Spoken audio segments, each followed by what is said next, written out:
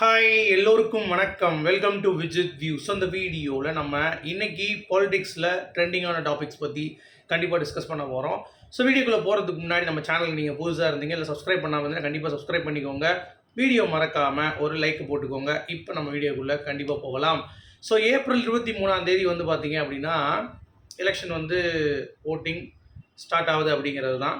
So அதில் கண்டிப்பாக தெரிஞ்சிடும். மே 4 எண்ணிக்கை வர வாக்குகள் பண்ணுறாங்க அப்படிங்கிறது. இன்னும் ஒரு மாத காலம்தான். ஸோ 40 நாள் இருக்குது. அப்படிங்கிறப்ப விஜய் அவர்கள் எந்த அளவுக்கு ஸ்பீடப்பாக இந்த ப்ராசஸ் பண்ணுறார் அப்படிங்கிறது பார்த்திங்கன்னா, சிபிஐ என்கொயரி முடிஞ்ச உடனேவே அவர் மக்களை சந்தித்து விட்டார். எந்த ஒரு கூட்டணியும் இல்லை அப்படிங்கிறத அவங்க ரொம்ப அடமெண்ட்டாக சொல்லிட்டாங்க. சரியா? இன்னொரு பக்கம் நாஞ்சில் சம்பத் அவர்கள் ஒரு கருத்துக்கள் தெரிவிக்கிறார். அதாவது இந்த கூட்டணி மலர்வதற்கு வாய்ப்பு இருக்குது அப்படின்னு தான் சொல்லியிருக்காரு. தவிர மற்றபடி மற்ற எல்லாருமே தாவக்கிலிருந்து கூட்டணி இல்லைங்கிறத மறுத்துட்டாங்க. அதற்கு ஒரு படி மேலே போய் பார்த்தீங்கன்னா செங்கோட்டையன் அவர்கள் இன்னைக்கு பேட்டியில் சொல்லியிருந்தார், விஜய் தான் முதலமைச்சர் வேட்பாளருங்க, நாங்கள் எப்படி இன்னொருத்தர் முதலமைச்சராச்சு, நாங்கள் எங்களுக்கு தன்மானம் இருக்குது அப்படின்ற மாதிரி ஒரே போட்டார். ஸோ ஏடிஎம்கே பிஜேபி தாவேகா கூட்டணி நீர்த்து போயிடுச்சு அப்படிங்கிறது தான். அதை பற்றி நம்ம பேசவே தேவையில்லை அப்படிங்கிறது நம்மளால் பார்க்க முடியுது. ஓகேவா?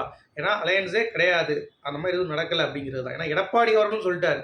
அண்ணாமலை கிட்ட கேள்வி எழுப்பும் பொழுதும் அண்ணாமலையும் பார்த்தீங்கன்னா அதான் சொன்னார், எங்களுக்கு தெரியாது அப்படின்ட்டார். அப்புறம் உங்களுக்கு தெரியாமல் எப்படி கூட்டணி பேசுவாங்க இல்லை ஏதாவது பண்ணுவாங்க அப்படிங்கிறது நமக்கு தோணுது இல்லை.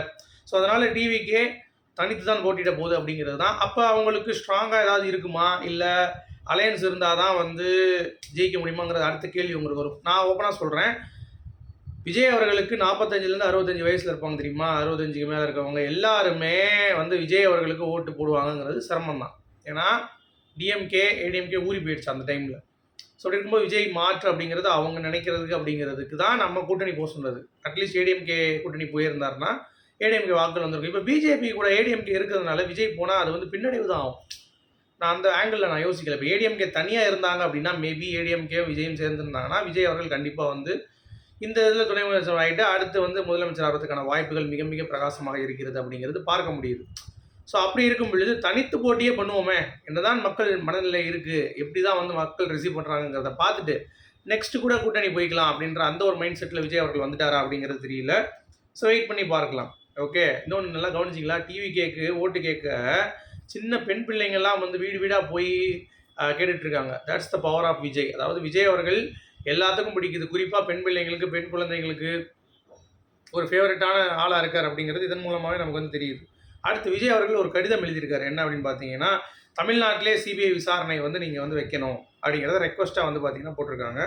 ஸோ அது நடக்குதா நடக்கலையா அப்படிங்கிறது தெரில. ஸோ வெயிட் பண்ணி பார்க்கலாம். ஓகேவா? அடுத்து இன்றைக்கி பாருங்கள், திமுகவுடைய ஆட்சி ஏன் முடியணும்னு சொல்கிறோன்னா, உதகையில் அரசு மருத்துவக் கல்லூரியில் மருத்துவமனையில் மாணவி, அங்கே பயிலக்கூடிய மாணவிக்கு பாலியல் தொல்லை கொடுத்துருக்காங்க.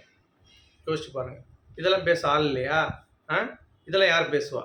மாதர் சங்கம் விஜய் இளைஞர்கள் வழிகாட்டுறதா அப்படின்னு சொல்லி ஒரு இது மாதிரி பேசிகிட்டு இருக்காங்க உட்காந்துக்கிட்டு. அதுக்கு குரல் கொடுக்குறீங்க. ஓகே, அடுத்து திமுகவுடைய அராஜக ஆட்சி இப்போ நடந்துகிட்டு இருக்கு. எவ்வளோ பேர் வரிசையாக பாலியல் வன்கொடுமைன்றாங்க, எவ்வளோ இஷ்யூ நடந்துகிட்டு இருக்கு பார்த்தீங்களா? ஒரு விஷயத்துக்கும் பாதுகாப்பு இல்லை, பெண்களுக்கு பாதுகாப்பு இல்லைன்னு சொல்லி சொன்னால், நாங்கள் பெண்களுக்காக மாத உரிமை தொகை, மக்கள் உரிமை தொகைன்னு சொல்லி சும்மா பெனாத்திட்டு இருக்காரு நம்ம பொம்மை முதல்வர் ஸ்டாலின். ஒன்றும் தெரில. ஸோ அப்படி இருக்கும் பொழுது டிஎம்கேவுடைய ஆட்சி காலம் கொஞ்சம் கொஞ்சமாக குறைஞ்சிக்கிட்டு இருக்குது. அவ்வளோதான், இந்த வட்டம் ரொம்ப கஷ்டம்தான். ஸோ ஒரே வாய்ப்பு ஏடிஎம்கே இல்லை டிவிகே, இந்த ரெண்டு விஷயந்தான் இருக்குது அப்படிங்கிறது பார்க்க முடியுது. ஸோ அது நமக்கு ஒப்பாடா அட்லீஸ்ட் திமுக ஆட்சி இல்லாமல் இருந்தது ஓகே தான் அப்படின்ற மாதிரி ஒரு விஷயம் இருக்குது. பட் ஏடிஎம்கே வந்ததா எனக்கு ஒன்றும் பிரச்சனை கிடையாது. ஆனால் அது பிஜேபியோடைய கூட்டணிங்கிறப்ப தான் இன்னும் ஐயோ என்னடா அது அப்படின்ற மாதிரி. ஏன்னா டிஎம்கே பிசாசுனா அது ஒரு பேய் அப்படின்ற மாதிரி தான் நம்ம பார்க்கணும். ஸோ அப்படி இருக்கும் பொழுது டிவிக்கே இந்த நேரத்தில் பெர்ஃபார்ம் பண்ணி ஆக வேண்டும். ஸோ இன்னமும் டிவிகே தொண்டர்களுக்கும் சரி, விஜய் ரசிகர்களும் சரி, 35 நாள் தான் டெட்லைன். ஸோ ஒவ்வொரு வீடாக போய் பிரச்சாரம் பண்ணுங்கள். அதனால் பறக்க வேலை பாருங்கள். கண்டிப்பாக விஜய் அவர்களுக்கு என்னுடைய கணிப்பின்படி தனித்து நின்னார் அப்படின்னா ஒரு 10லேருந்து 15 சீட்டு வர்றதுக்கான வாய்ப்புகள் இருக்குது. ஆனால் அதுவும் நமக்கு சொல்ல முடியாது. மக்கள் நிற்கட்டும் ஏன்னா பெரிய பெரிய தலைவர்களாக இருக்கட்டும் எல்லாம் வந்ததை சினிமாலேருந்து வந்தவங்க கன்வெர்ட் ஆகிருக்குதுன்னு பார்த்தீங்கன்னா கண்டிப்பாக முதலிலே எல்லாத்துக்கும் சர்க்கிள் தான் வந்திருக்கு. விஜயகாந்தா இருக்கட்டும், கமலஹாசன் அவர்களாக இருக்கட்டும், விஜய் அவர்களாக இருக்கட்டும். எப்படி இதை ஹேண்டில் பண்ணிட்டு மக்கள் வந்து பார்த்தீங்கன்னா போடுறாங்க, ஓட் போடுறாங்க அப்படிங்கிறத நம்ம பொறுத்திருந்து தான் பார்ப்போம். சரியா? வெயிட் பண்ணுவோம். ஓகே. அடுத்து ரொம்ப முக்கியமான ஒரு அப்டேட்டு. நம்ம நடிகர் ஜான் விஜய்னு ஒருத்தர் இருக்கார் தெரியுமா? அந்த வில்லன் கேரக்டர்லாம் பண்ணுவார்ல அவர், ப்ளஸ் நம்ம அஸ்ட்ராலஜிஸ்ட் ஷெல்லி அவர்கள். இவங்க 2 பேர்கிட்டையும் வந்து விஜயோட பர்சனலை வச்சு பேசுகிறாங்க. என்ன நினைக்கிறீங்கன்னு கேட்டதுக்கு ஜான் விஜய் வந்து சொல்லிட்டாரு, இந்த மாதிரி ஏன்டா இன்னொருத்தன் பாத்ரூம் எட்டி பார்க்குறீங்கன்ட்டு. ஷெல்லி என்ன சொல்லிட்டாரு அப்படின்னா, உங்கள் மூஞ்ச கண்ணில் பார்த்துருக்கீங்களா? உங்களுக்கே 1008 பிரச்சனை இருக்குடா, அதை நீங்கள் பாருங்கள். அதை விட்டு விஜய்க்கு வந்து சொல்லிட்டு இருக்கீங்க. அரசியல் சார்ந்து ஒரு புரிதல் இருக்காங்கிறத பாருங்கள். அவர் ஆட்சி புரிவார், இல்லை மக்கள் நல்லது செய்வார் அப்படிங்கிறத மட்டும் பாருங்கள். அதை விட்டுட்டு இந்த மாதிரி வந்துட்டு இது இப்படி இருக்குது, அது அப்படி இருக்குது அப்படின்னு கேட்டால் பர்சனல் நோண்டாதீங்க அப்படின்ற மாதிரி சொல்லியிருக்காங்க. அதில் இந்த சாட்டை தற்கொலை இருக்கான் பார்த்தீங்களா, அது துரைமுருகன்ட்டு. அவன் வந்து பார்த்தீங்கன்னா அதாவது விஜய் அவர்கள் வந்து கோர்ட் ஒன்று வந்து சொல்லியிருந்தார்ல பெண்கள் பாதுகாப்புக்கு. அதுக்கு கேஸே வந்து விஜய் சங்கீதா விவாகரத்தான். டேய் அது கோர்ட்டில் இருக்குடா, அது வந்து எந்த பிரச்சனையும் கிடையாது, அது லீகலாக போயிட்டு இருக்காங்க. ஓகேவா? அது என்னது அவங்க பார்த்துப்பாங்க. நீ வந்து என்னமோ நீதிபதி மாதிரி உட்காந்து வந்து பார்த்தீங்கன்னா பேசிகிட்டு இருக்க அப்படிங்கிறது பார்க்க முடியுது. எல்லாமே ஒரு வன்மம் தாங்க. டிவி கேட்க அதிக ஓட்டு இருக்குது. நாம் தமிழர் கட்சி இந்த விட டெபாசிட் இழப்பாங்கிற மாதிரி எனக்கு ஒரு ஃபீல் ஆகுது இவங்க பேசுகிற பேச்சுக்கு அப்படிங்கிறது தான். சரி, மேட்ருக்கு வருவோம். கௌதமி அவர்கள் கேள்வி கேட்டிருக்காங்க பார்த்தீங்களா? நடிகை கௌதமி அவர்கள் என்ன கேட்டிருக்காங்க? கரூர் சம்பவத்தில் உடற்கூறாய்வு உடனே வந்து முடிச்சிங்க நைட்டாக. என்னடா ஏன் விளாத்திக்குளம் பெண்ணில் வந்து ஏன் இன்னும் வரல அப்படின்ற மாதிரி கேட்டிருக்காங்க. எப்படி ஒரு செருப்படி பாருங்கள். இப்படி ஒரு செருப்படி. சரி, இன்னிலேருந்து விஜய் ஆரம்பிச்சிட்டார். இன்றைக்கி ஒரு ஹோட்டலில் நிர்வாகிகள் கிட்ட ஆலோசனை என்னென்ன பண்ணலாம், எப்படி பண்ணலான்ற மாதிரி டிஸ்கஷன் போயிருக்கு. கிட்டத்தட்ட ஒரு 3 மணி நேரம் வந்து பார்த்தீங்கன்னா டைம் ஸ்பெண்ட் பண்ணியிருக்காரு. ஸோ என்ன பண்ணுறாங்க அப்படிங்கிறத பார்ப்போம். சரியா? அதை பற்றி பேக் டு பேக் அப்டேட்ஸ் நான் வந்து போடுறேன். அடுத்து செந்தில் பாலாஜி இன்றைக்கி வந்து பார்த்தீங்கன்னா டெல்லியில் ரீச் ஆகிட்டார். நாளைக்கு வந்து அவருக்கு வந்து சிபிஐ விசாரணை என்ன நடக்க போகுது அப்படிங்கிறத பார்ப்போம். அதே மாதிரி ஜனநாயகன் விஜய் அவர்களுடைய படம் நாளைக்கு சென்சார் போர்ட்லேருந்து பார்க்குறாங்க அப்படின்ற அப்டேட் வந்திருக்கு. ஸோ இந்த மாதிரி சின்ன சின்ன அப்டேட்ஸ் நிறையா வந்திருக்கு. அதே மாதிரி மார்ச் 18ஆம் தேதி இஃப்தார் ஈவெண்ட்டுக்கு வந்து பார்த்தீங்கன்னா விஜய் அவர்கள் போகிறார் அப்படின்ற மாதிரி தான். சரி, இப்போ தான் மேட்ருக்கு முக்கியமான இது. இந்த பைல்வான் ரங்கநாதன் ஒருத்தர் இருக்கான் தெரியுமா? அவன் வந்து பார்த்தீங்கன்னா சங்கீதாவை த்ரிஷா மிரட்டுறாங்க. விஜயும் த்ரிஷாவும் ஒன்றா ரூமில் இருக்கும்போது சஞ்சய் பார்த்துட்டான் அப்படின்ற மாதிரி என்னென்னமோ கதை விட்றாங்க. இந்த பாட்டில் வந்து வச்சுருந்தாங்க, மது பாட்டில் வச்சுருந்தாங்க விஜய் அவர்கள். ஆதவ அர்ஜுனா கிட்ட பிடிபட்டாங்க அப்படின்ற மாதிரி தேவையில்லாமல் வந்து பார்த்தீங்கன்னா சீண்ட ஆரம்பிச்சிட்டாங்க அப்படிங்கிறது தான். இதற்கு குஷ்பு வந்து செருப்படி கொடுத்தாங்க. த்ரிஷா வந்து இது எல்லாத்துக்கும் பதில் எடுத்து கொடுக்கணும். அவங்க அவங்களுடைய லைஃப் வாழ்ந்துட்டு இருக்காங்க. நீங்கள் ஏதாவது இஷ்டத்துக்கு கேட்பீங்க, அதுக்கு எதுக்கு பதில் சொல்லணும்? விஜயம் வந்து பார்த்தீங்கன்னா நல்லவர் தான், த்ரிஷாவும் நல்லவங்க தான் அப்படின்ற மாதிரி வந்து இவங்க ஒரு சர்டிஃபிகேட் கொடுத்துருக்காங்க குஷ்பு பொறுத்த வரைக்கும். சரியா? இப்போ இந்த பைலோனுடைய கருத்துக்கு வருவோம். ஏன் இவர் இப்படி பேசினார் அப்படின்றது ஒரு பக்கம் இருக்கா?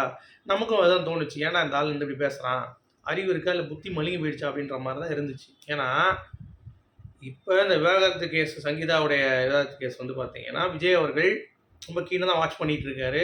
ஏன்னா இப்போதைக்கு அரசியல் முடிஞ்ச பிறகு அதை வந்து ஹேண்டில் பண்ணுவாங்க அப்படின்றது தான். ஏன்னா ஹியரிங் இருக்குது, இவரும் அவர் சார்ந்த வக்கீலை வந்து ஆஜர் பண்ணியிருப்பாங்க. அது வந்து கோர்ட் ப்ராசஸ் தான். அது வந்து யாரும் வரமாட்டாங்க, வரக்கூடாதுன்னு சொல்ல முடியாது. ஓகே, அது வந்து போயிட்டு தான் இருக்கும். அதை வந்து பெரிய விஷயம் வச்சுக்கிட்டு இவங்க பண்ணுற இந்த ஆட்சியில் இந்த பெண்களை வன்கொடுமை பண்ணுறது இந்த மாதிரிலாம் வந்து நார்மலைஸ் பண்ணுறானுங்க. விஜய் பண்ணுறது தான் தப்பு. விஜய் வந்து அவ்வளோ டிஃபேம் பண்ணணும்னு சொல்லிட்டு என்னென்னமோ இவங்க பெட்ரூம்லேருந்து பார்த்த மாதிரி அவ்வளோ டீட்டெயிலாக வந்து சொல்கிறானுங்க அப்படிங்கிறது தான். ஒருத்தனுக்கும் ஒன்றும் தெரியாது, சும்மா கதை கட்டிகிட்டு இருக்கானுங்க அப்படிங்கிறது பார்க்க முடியுது அப்படிங்கிறது தான். அடுத்து தாவக்கா வந்து பரிசு பொருட்கள் கொடுத்துட்டாங்க அப்படின்னு சொல்லிட்டு பிடிச்சி வச்சுட்டாங்க. அப்படின்னு பார்த்தா எல்லாருமே ஓரளவுக்கு கொடுப்பாங்கல்ல, டிவிக்கிலேருந்து ஓட் பண்ணுங்க அப்படின்னு சொல்லி கொடுப்பாங்க. அப்படிங்கிறப்ப லஞ்சம் மாதிரின்னு வச்சுக்கோங்களேன், அது எல்லாருமே வந்து கொடுப்பாங்க. அப்போ தான் ஓட்டு விடும். நாம் தமிழர் கட்சி மாதிரி வந்து பார்த்தீங்கன்னா எங்களுக்கு ஓட்டு போடுங்க, நாங்கள் வந்து செய்வோம்னு சொல்லிட்டு இருந்தாங்கன்னா அது ஒரு ஸ்ட்ராட்டஜி. அது வந்து மக்களுக்கு வந்து ஏற்புடையதாக இல்லை. மக்களுக்கு எப்பயுமே ஏதாவது வந்து கொடுத்தா தான் மேட்ரு. அப்படிங்கிறப்ப இதை கொடுத்துட்டு இருக்கும்போது இது வந்து தப்பாக காசு கொடுக்கலாம், டிஎம்கே மாதிரி ஏடிஎம்கே மாதிரி. இதை வந்து கேள்வி கேட்குறப்ப டக்குன்னு வந்து பார்த்தீங்கன்னா ஒரு அண்டா குண்டா மாதிரி வச்சு ஒரு பையில் போட்டு கொடுத்துட்ருக்காங்க டிஎம்கே. அதை மாட்டிக்கிச்சு ஒரு வீடியோவில் மாட்டிக்கிட்டாங்க. அப்போ நீங்கள் பண்ணால் அது உங்களுக்கு வந்து ஓகே, தாவக்கா பண்ணால் தப்பா அப்படிங்கிறது தான் என்னுடைய ஒரு கேள்வி. அதுவும் அதில் ஒன்றுமே இல்லைங்க, பரிசு பொருட்கள் மாதிரி தான் ஏதோ ஒன்று விஜய் ஃபோட்டோ போட்டு கொடுத்துருக்காங்க. ரொம்ப பெரிய பையெல்லாம் கிடையாது, சிம்பிளான பை தான். அதே பிடிச்சி வச்சுருக்காங்க. அப்போ அவ்வளோ அண்டா எப்போ பிடிப்பீங்க அப்படின்ற மாதிரி தான் நமக்கு தோணுச்சு. ஸோ உங்களுக்கு என்ன தோணுது அப்படிங்கிறத கண்டிப்பாக சொல்லுங்கள். இந்த ஒரு விஷயம் நிஜமாகவே தவறான ஒரு இதாக இருக்குது அப்படிங்கிறது பார்க்க முடியுது. டிஎம்கே அவங்க பண்ணால் ஓகேவா, டிவிகே பண்ணால் தப்புன்றாங்க. அடுத்து திருச்செங்கோடு ரஜினி ரசிகர்கள் விஜய் ஆதவ அர்ஜுனா மன்னிப்பு கேட்கணும். ரஜினி அவர்களை வந்து மிரட்டியது திமுகன்ட்டு மன்னிப்பு கேட்டால் நாங்கள் விட்டுருவோம், மன்னிப்பு கேட்கல அப்படின்னா ஒவ்வொரு பூத் கமிட்டி முன்னாடி நின்று திருச்செங்கோட்டில் நாங்கள் தாவக ஓட்டு போடக்கூடாதுன்னு சொல்லிட்டு அங்கேயே உட்காருவோம் அப்படின்ற மாதிரி ரஜினி ரசிகர்கள் வந்து பார்த்தீங்கன்னா ஒரு உறுதிமொழி எடுத்திருக்காங்க. ஸோ இது யாரும் பகச்சிக்க வேணாம் எனக்கு தோணுச்சு. ரஜினி ரசிகர்கள்ட்ட சும்மா வந்து ஏப்பா சாரிப்பா அப்படின்ற மாதிரி ஆதவர்ஜனை கேட்பாரா அப்படிங்கிறத ஒருத்தர் தான் பார்க்கணும். ஓகே, அடுத்து ஜெயக்குமார் அவர்கள் ஒன்று சொல்லியிருக்காரு. விஜய் அவர்கள் எங்கள் கூட்டணி வந்தார்னா அவர் கெயின் இல்லாட்டி லாஸ். நீயே லாஸில் தான் இருக்க, ஓடி போயிரு அப்படின்ற மாதிரி இருந்துச்சு. ஓகேவா, அடுத்து ஏபிபி நியூஸ்ன்னு சொல்லிட்டு ஒரு ப்ரைவேட் தொலைக்காட்சி வந்து பிஜேபி ஏடிஎம்கே கூட்டணி 114 127 எடுக்குமா, டிஎம்கே 104 114, தாவக வந்து 10 12. ஸோ வெயிட் பண்ணி பார்க்கலாம் இந்த மாதிரி இருக்கான்ட்டு. ஸோ வெற்றி யாருக்கு கிடைக்குங்கிறது உங்களுடைய கருத்துக்கள் என்ன அப்படிங்கிறத சொல்லுங்கள். ஸோ கண்டிப்பாக ஒரு மாற்றம் நிகழணும், டிவிகேக்கு கண்டிப்பாக சப்போர்ட் பண்ணணும் அப்படிங்கிறது எனக்கு தோணுது. உங்களுக்கு என்ன தோணுது அப்படிங்கிறத கண்டிப்பாக சொல்லுங்கள்.